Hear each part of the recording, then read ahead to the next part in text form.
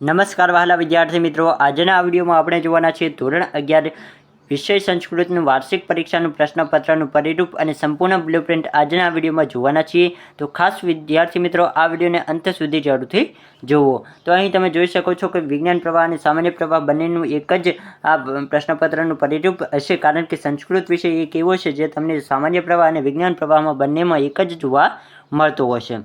તો આગળ વાત કરીએ કે કેવા પ્રકારના પ્રશ્નો હશે અને તેનું ગુણભાર કેવું હશે તેના વિશે સંપૂર્ણ માહિતી મેળવીએ. હેતુલક્ષી પ્રશ્નોની વાત કરીએ તો 24 જેટલા હેતુલક્ષી પ્રશ્નો હશે જેના 24 ગુણ, ટૂંક જવાબી પ્રશ્નો 7 હશે જેના તમને 14 ગુણ, ટૂંક જવાબી પ્રશ્નો 6 હશે જેના 18 ગુણ, વિસ્તૃત પ્રકારના પ્રશ્નો કેટલા હશે તો કે 6 પ્રશ્નો જેના તમને 24 ગુણ આપવામાં આવશે. અહીં વિકલ્પ સાથે પણ આપેલા છે જે તમે એકવાર જોવું હોય તો જોઈ શકો છો. ટોટલ તમારું 80 ગુણનું તમને પેપર જોવા મળશે અને તમને કુલ 50 પ્રશ્નો પૂછવામાં આવશે, પરંતુ લખવાના 43 હશે. તમે 43 લખશો એના આધારે તમને 80માંથી જે પણ જેટલું લખ્યું હશે એના પ્રમાણે તમને ગુણ આપવામાં આવશે. તો આ રીતે વિદ્યાર્થી મિત્રો, અને ખાસ જણાવી દઉં કે જો તમારે પૂરેપૂરા ગુણ લાવવા હોય તો હું તમને એક ટ્રીક આપું છું કે દરેક લોકો, તમે ઘણી જગ્યાએ સાંભળ્યું હશે કે આપણે એવું ધારીએ કે આપણે જેટલા ટકા લાવવું હોય એનાથી વધારે ધારવાનું. તો તમારે શું કરવાનું, 80 ગુણ પૂરેપૂરામાં લાવવા હોય ને તો કેટલા ધારવાના, 200%, 200 ગુણ ધારવાના.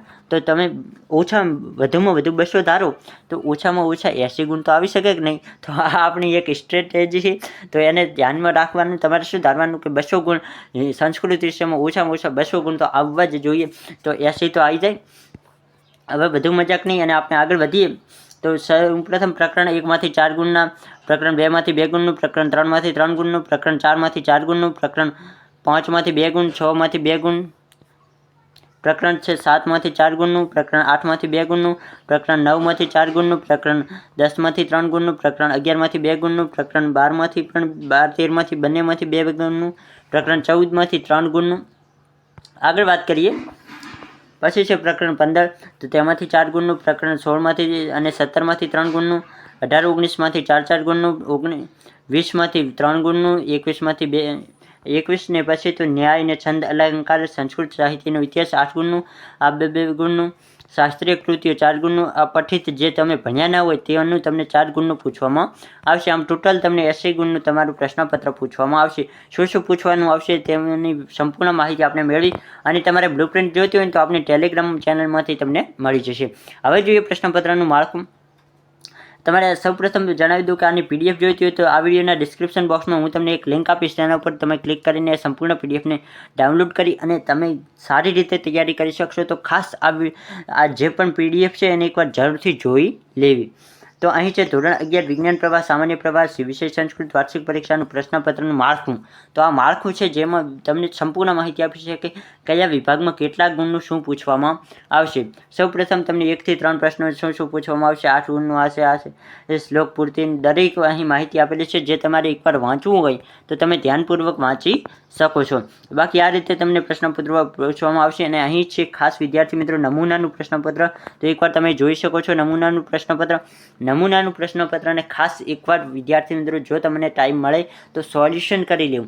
કારણ કે આમાંથી ઘણા પ્રશ્નો બેઠા પૂછાઈ જતા હોય છે. તો વિદ્યાર્થી મિત્રો ટાઈમ મળે તો આ સંપૂર્ણ પ્રશ્નપત્રને એકવાર જરૂરથી સોલ્યુશન કરી લેજો. મારી તો તમને એટલું જ કહેવું છે, કારણ કે આમાંથી પણ અમુક પ્રશ્નો બેઠા પૂછાઈ જાય. જો પ્રશ્નો બેઠા ના પૂછાય તો પણ તમને પેપર કઈ રીતે લખવું તેના વિશે પણ માહિતી મળતી હોય છે. તો ખાસ વિદ્યાર્થી મિત્રો તમે એકવાર પેપરને જરૂરથી જોઈ લો. વિડીયોના ડિસ્ક્રિપ્શન બોક્સમાં લિંક આપી છે, ત્યાંથી તમે સંપૂર્ણ પ્રશ્નપત્રના પેપરને ડાઉનલોડ કરી શકશો. તો બાકી આ વિડીયો કેવો લાગ્યો તે કમેન્ટ બોક્સમાં લખીને જરૂરથી જણાવજો. બાકી તમને આ વિડીયોમાં સંપૂર્ણ રીતે બ્લુપ્રિન્ટ અને પ્રશ્નપત્રનું સંપૂર્ણ માળખું સમજાઈ ગયું હશે. જો સમજાઈ ગયું હોય તો વિડીયોને લાઇક કરો, આપણે YouTube ચેનલને સબસ્ક્રાઇબ કરો, કારણ કે તમને ધોરણ 11ના દરેક વિષય માટે મોસ્ટ ઇમ્પોર્ટન્ટ પ્રશ્નો પણ મળવાના છે. તો જરૂરથી ચેનલને સબસ્ક્રાઇબ કરીને રાખજો. ફરી મળીએ આવા જ કોઈક અવનવા વિડીયો સાથે. ત્યાં સુધી આવજો.